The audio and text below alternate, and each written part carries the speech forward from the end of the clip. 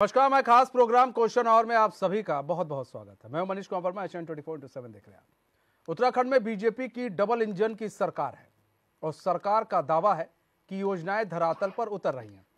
दावा किया जा रहा है कि 2024 के लोकसभा चुनाव में बीजेपी इस बार 75% वोट हासिल करेगी। ऐसे में सवाल उठता है कि क्या बीजेपी सियासी पिच पर हैट्रिक लगाने वाली है? ये रिपोर्ट देखिए।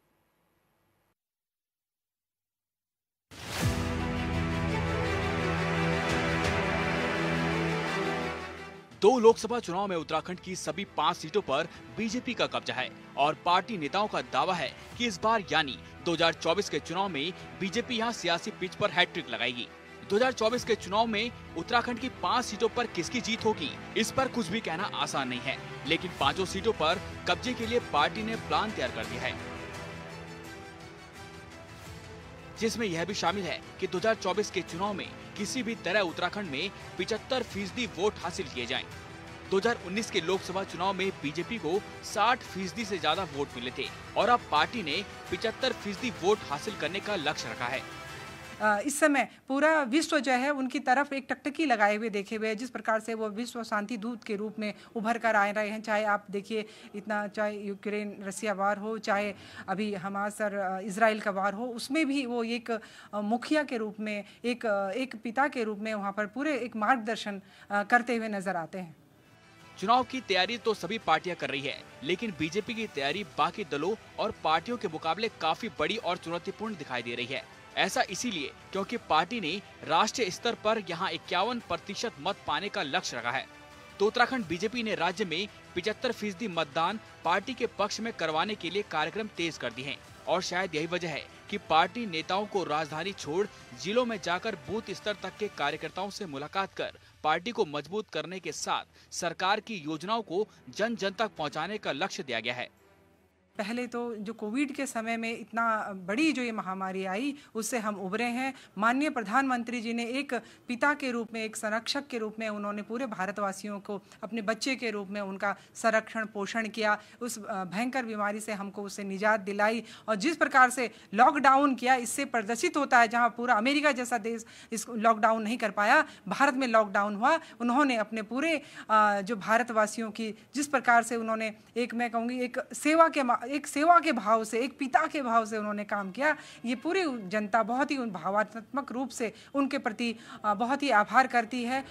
लोकसभा चुनाव 2024 के लिए भारतीय जनता पार्टी किस हद तक उत्साहित है, इस बात का अंदाजा इसी से लगाया जा सकता है कि पार्टी के नेता 75% वोट पार्टी प्रत्याशियों के हक में करवाने के लिए हरिद्वार से लेकर चमोली तक जा रहे हैं और कार्यकर्ताओं के साथ बैठक कर रहे हैं। बात सिर्फ बैठक तक ही सीमित नहीं है, पार्टी के सिख युवा सम्मेलन के साथ ही SC/ST सम्मेलन तक की तैयारी की है और इसके पीछे की एक खास वजह यह है कि 2014 के चुनाव में बीजेपी 5 लोकसभा सीटों पर चुनाव जीती थी और साल 2019 में और भी ज्यादा मत प्रतिशत के साथ दोबारा सभी सीटें जीतने में कामयाबी हासिल की थी।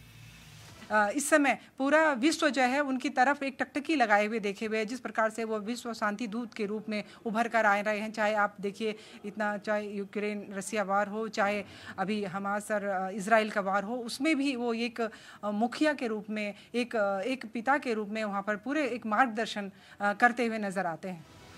हालांकि कांग्रेस भी लोकसभा चुनाव की तैयारी को लेकर पीछे नहीं है। पार्टी कार्यकर्ता सम्मेलन के साथ कई अन्य कार्यक्रमों के जरिए जनता के दिल में जगह बनाने की पूरी कोशिश कर रही है ताकि चुनाव में बेहतर प्रदर्शन कर सके। बीजेपी के लक्ष्य को लेकर कांग्रेस नेताओं ने सरकार पर आरोपों की झड़ी लगा दी। आप देख रहे हैं जिस तरीके से महंगाई और बेरोजगारी से आज आम आदमी परेशान है। कांग्रेस पार्टी बेरोजगारों की भी लड़ाई लड़ रही है, महंगाई के खिलाफ भी जो है लगातार बिगुल फूकने का काम कर रही है। राज्य में कानून व्यवस्था नाम की चीज नहीं है, तो उसके लिए भी हम लगातार लड़ाई लड़ने का काम कर रहे हैं। जिस डबल इंजन के नाम पर भारतीय जनता पार्टी ने दो बार राज्य में अपनी प्रचंड बहुमत वाली सरकार बनाई, वो डबल इंजन कहाँ है, जनता भी पूछ रही है और विपक्ष भी के नाते हम लगातार सरकार से सदन में और सड़क पर सवाल कर रहे हैं। तो इस बार भारतीय जनता पार्टी 75% तो छोड़िए, मुझे नहीं लगता कि जनता उनको जो है गांव में भी घुसने देगी। लगातार जो है लोग भारतीय जनता पार्टी के मंत्रियों का, नेताओं का विरोध कर रहे हैं, विधायकों को और सांसदों को जो है विरोध का सामना करना पड़ रहा है। तो भाजपा पहले अपनी जमीन बचाने की सोचे, उसके बाद कोई दावा करे। लेकिन मेरा पूरा विश्वास है कि इस बार राज्य की पांचों लोकसभा सीटें कांग्रेस की झोली में जाएंगी और मुझे नहीं लगता कि किसी को इसमें संशय होना चाहिए। लोकसभा चुनाव सिर पर है, लिहाजा तैयारियां सत्ता पक्ष और विपक्ष दोनों तरह से हैं। मौजूदा वक्त में उत्तराखंड की 5 लोकसभा सीटों पर बीजेपी का कब्जा और राज्य में बीजेपी की डबल इंजन वाली सरकार है।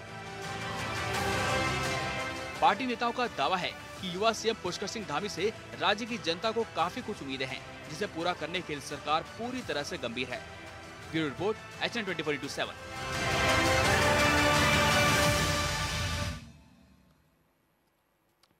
तो देखिए, अब जो है चीजें चर्चाएं आम हो गई हैं कि भाई अब बीजेपी 75% वोट के पीछे है, कि उससे इस बार उत्तराखंड में 75% वोट चाहिए। उसके लिए बीजेपी पूरी कोशिश कर रही है और यही वजह है कि बीजेपी लगातार सम्मेलन पर सम्मेलन कर रही है। पन्ना प्रमुख से लेकर बूथ स्तर तक सब चीज को मजबूत किया जा रहा है, क्योंकि पिछली बार बताया जा रहा है कि 60% से ज्यादा वोट बीजेपी को मिले थे, 60 से और 65 के बीच में मिले थे, 65 के बीच में मिले थे वोट। तो उसको और 10% और आगे बढ़ाकर वो चाहती है कि 75% वोट इस बार बीजेपी को मिले। तमाम सवाल है कि कैसे बीजेपी वोट पाएगी, ये भी एक बड़ा जो है सवाल है, और कैसे जो है मैनेज करेंगे। हमारे साथ हमारे मेहमान भी जुड़ चुके हैं, हम उनसे आपका तारुफ करा देते हैं। नवीन पिरसाली जी जुड़ चुके हैं, बीजेपी प्रवक्ता है। सुभाष झा जुड़ चुके हैं, वरिष्ठ पत्रकार है। शांति प्रसाद भट्ट जुड़ चुके हैं, यूकेडी प्रवक्ता है। कांग्रेस से हमारे पास 7 प्रवक्ता हम थोड़ी देर में जुड़ेंगे। सबसे पहले हम रुक कर लेते हैं शांति प्रसाद भट्ट जी का। शांति प्रसाद भट्ट जी, पिछली बार 61% वोट मिले थे इनको, बीजेपी को 60 से 65% कहा जा रहा है, 61% मिले थे। अब 75% वोट के पीछे है बीजेपी। लगातार संगठन को मजबूत करते हुए संगठन को आगे बढ़ाने का काम भी कर रही है और बूथ स्तर को पूर्ण रूप से मजबूत कर रही है। ये किसी से छिपा नहीं है, दिख भी रहा है। बहुत सही सवाल आपने किया है। देखिए, लोकसभा चुनाव हैं और भारतीय जनता पार्टी का जो राजनीतिक चरित्र है, अब आम जनमानस इस बात को समझ चुका है कि भारतीय जनता पार्टी हमेशा चुनाव के मोड़ पर रहती है और उसकी शुरुआत उन्होंने कर भी दी है। आपने कहा कि 60-65% पिछली बार उन्हें वोट पड़ा था, इस बार वो 70 से 75% वोट लेने के लिए इन्होंने शुरुआत कर दी है। और उसकी शुरुआत आपने देखा होगा, देहरादून में एक बाबा आ गए थे, यहाँ वो बाबा वोट मांग के चले गए। मैं पूछना चाहता हूं आपके माध्यम से, पिछली बार भी भारतीय जनता पार्टी को प्रचंड बहुमत के साथ मोदी जी के नाम से वोट पड़ा। लोकसभा में 5 सांसद जो गए, उत्तराखंडियत के लिए उन्होंने किया क्या? एक बंगालियों को आरक्षण देने की बात कर रहा था, दूसरा कह रहा था कि उत्तराखंड पूरा लूट लो, उत्तराखंड को जितना जमीन से लेकर भू कानून से लेकर जितना लूटना है लूट लो, मगर उत्तराखंडियत पे काम ना करो। उसके बावजूद अब आप इस चुनाव में आप कह रहे हो कि भाजपा 75% वोट की तैयारी कर रही है। देखिए, एक बात को हमको स्वीकारना पड़ेगा बड़ा दिल करके कि भारतीय जनता पार्टी का संगठन बहुत मजबूत है। पहाड़ में उत्तराखंड की उत्तराखंडियत को खत्म करने में भारतीय जनता पार्टी ने कोई कोर कसर नहीं छोड़ी, मगर धाकड़ धामी अखबार में फ्रंट में छप रहा है। गांव के अंदर बेरोजगारी के कारण परिवार बर्बाद हो गए, लड़के फांसी खा रहे हैं, नौकरी नहीं मिल रही पढ़ लिख के, मगर पन्ना प्रमुख गांव में शाम के टाइम पर दावत से लेकर हर तरह की सुविधाएं दे रहा है।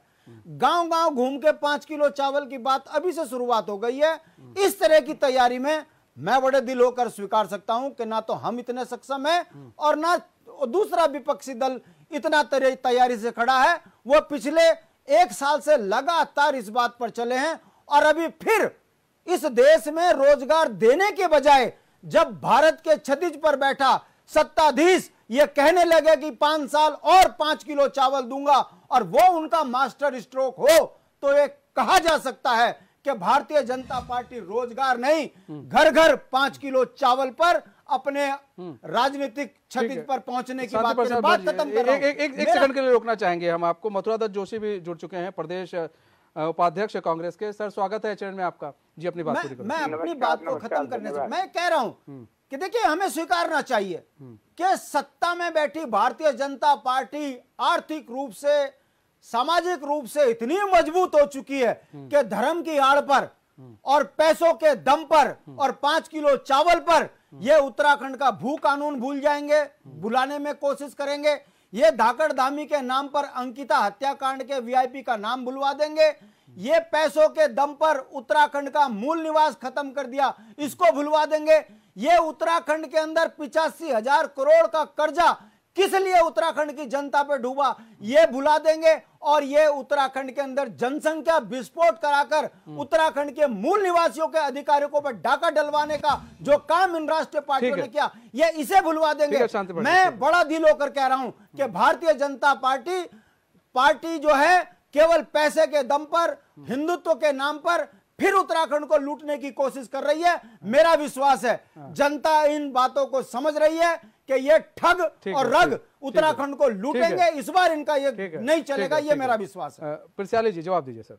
देखिए, मैं तो पहले ये बात कहना चाहूँगा कि भट्ट जी ने बड़ी ईमानदारी से ये स्वीकार कर लिया कि भारतीय जनता पार्टी के सामने टिकना यूकेडी के बस की बात नहीं है। और नहीं, आपने माना था अभी कि मतलब आप जीत नहीं सकते इस चुनाव में। लोकसभा ये नहीं कहा मैंने जीत नहीं सकते, उत्तराखंड की जनता का मजाक ना उड़ाइए। मैंने ये कहा आप जनता नहीं है, मजबूत हैं, आप जनता नहीं है, आप प्रवक्ता हैं, आप उत्तराखंडियत को जनता देख रही है, मजबूत अपने आप को कह रहे हो, ऐसा होगा नहीं। भट्ट जी, जनता तो देख रही है, आप प्रवक्ता हैं, आपने कहा, ईमानदारी से माना और प्लीज बात सही कही आपने। और आपने कांग्रेस की क्षमता पर भी सवाल उठाया। बात सही है कि आज जो एक माहौल बन चुका है कि भारतीय जनता पार्टी इस बार 75% वोट लेगी और बाकी जो 25% बटा है उसका भी बंटवारा होना है, लेकिन उस बंटवारे में भी हमारा हिस्सा होगा, ये पक्का। इससे लगता है कि भारतीय जनता पार्टी को रोकने के लिए जो इंडिया अलायंस नाम का एक गठबंधन बन रहा था, उसके जो प्लेयर धड़ाधड़ गिर रहे हैं, आपने देखा होगा, अखिलेश यादव का बयान देखा आपने, नीतीश कुमार जी का बयान देखा आपने, और अन्य दल देखे जिस तरह से धराशायी हो रहे हैं। और अगर 27-28 दल है तो 28 मुख्यमंत्री कैंडिडेट हैं, तो उनमें यही फैसला नहीं हो पाएगा, चुनाव पूरा हो जाएगा कि कौन मुख्यमंत्री बनेगा। तो इसलिए सामने भारतीय जनता पार्टी, और भारतीय जनता पार्टी अपने काम की राजनीति पर कर रही है, काम के दम पर बोल रही है। पिछले 8-9 साल में जिस प्रकार से विश्व के सबसे बड़े लोकतंत्र की साख को ऊंचाई पर ले जाने का काम भारतीय जनता पार्टी की सरकार ने माननीय मोदी जी के नेतृत्व में किया, अभूतपूर्व है उसको। और मोदी जी ने अपनी 360 डिग्री डिप्लोमेसी से आपने देखा कि विश्व में किस प्रकार से भारत का गौरव परचम लहराया। इतने बड़ा सम्मेलन यहाँ पर G20 हुआ। तो ये जो सब हो रहा है ये पूरा विश्व देख रहा है, केवल भारत की जनता नहीं, पूरे विश्व देख रहा है। और आज हमारे जो प्रवासी भाई भी बाहर और दूसरे कॉन्टिनेंट में हैं, वो भी देख रहे हैं कि भारत किस प्रकार से प्रगति कर रहा है। और जीता जागता सबूत है, भारत 5वीं अर्थव्यवस्था बना। और अगर अंदर की बात करें तो गुलामी की निशानियों से मिटाने से लेकर जो तमाम कार्य हो रहे हैं, चाहे चिकित्सा क्षेत्र में हो, चाहे वो शिक्षा के क्षेत्र में हो, जनमानस को एक करने का हो, सभी वर्गों को साथ लेने का हो, सबका साथ, सबका विश्वास, सबका विकास, सबका प्रयास जो भारतीय जनता पार्टी कर रही है, तो कामों का बखान करेंगे, लंबी डिबेट हो जाएगी। लेकिन लबोलुबाब ये है कि भारतीय जनता पार्टी ने जो पिछले 9 साल में काम किए वो अभूतपूर्व है। उनके दम पर भारतीय जनता पार्टी दोबारा प्रचंड बहुमत से आ रही है। 75% वोट के पीछे हैं उत्तराखंड में कि भाई 75% वोट जो है इस बार ये चाह रहे हैं इनको मिले, क्योंकि पिछली बार इनको 60 से 65% वोट के बीच में मिला था। अब 75% वोट के पीछे बीजेपी लगी है और इसको लेकर तैयारी भी कर रही है। आप लोग किस तरह से पूरे सिनेरियो को देख रहे हैं? देखिए, सबसे बड़ी चीज ये है कि अभी जो है शांति प्रसाद भट्ट जी ने एक बात कही कि उत्तराखंडियत को खत्म कर दिया, उन्होंने दोनों पर सवाल उठा दिया। तो उत्तराखंडियत खत्म हो रही है क्या? नहीं, देखिए, शांति प्रसाद भट्ट जी को मैं स्वयं सुन रहा था। विद्वान व्यक्ति हैं, नौजवान साथी हैं हमारे, और एक संघर्ष का जज्बा है उनके अंदर, और संघर्षशील व्यक्ति हैं, जीवन भर संघर्ष किया है। उन्होंने बिल्कुल सही बात कही है, गलत नहीं कहा कि भाई भारतीय जनता पार्टी ने उत्तराखंडियत को खत्म करने का काम किया। वो वास्तव में सही बात है। आज जो पार्टी सत्ता में होने के बाद 7 दिन तक सिलक्याना टनल के लोगों को बाहर न कर पा रही हो, जो लोग वहाँ जो लोग वहाँ फंस गए हैं, तो आप समझ सकते हैं कि ये सरकार कैसी चल रही है या कैसी ये सरकार चलेगी।